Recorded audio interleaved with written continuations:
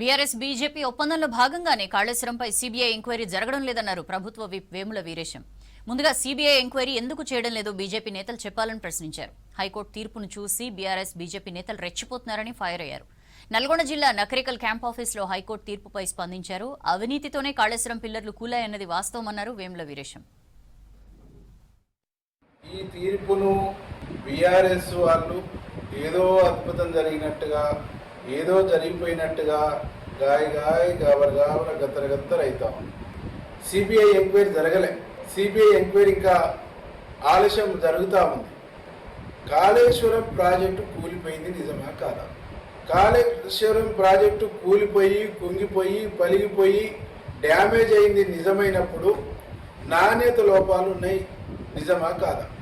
నాణ్యత లోపాలు ఉన్నప్పుడు, డ్యామేజ్ అయినప్పుడు, కూలిపోయినప్పుడు, దానికి నష్టమైనప్పుడు దానికి కారణం ఎవరు?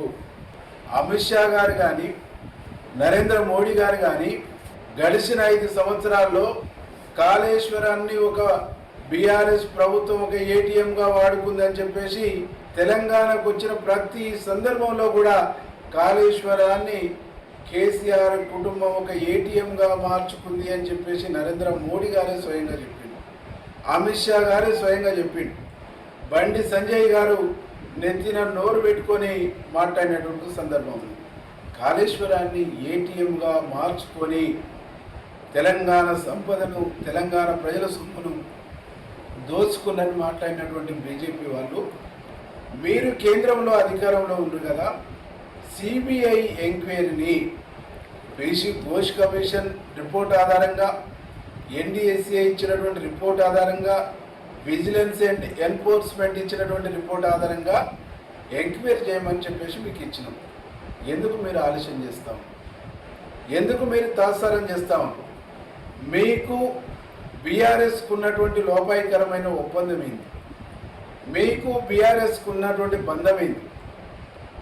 మీరు వాళ్ళు వేరు కాదు అనేటువంటిది తెలంగాణ సమాజం ఇలా అర్థం చేసుకుంది. ఈ జిల్లా, నల్గొండ జిల్లా సంబంధించిన మాజీ మంత్రి మాట్లాడతారు. 10 సంవత్సరాలుగా మంత్రిగా చేసినటువంటి వ్యక్తి వాడుతున్న భాష ఏంది? మొన్న మున్సిపాలిటీ ఎన్నికల్లో సూర్యాపేటలో బండకేసి కొట్టినా ఇంకా మీ అహంకారం తగ్గలేదా?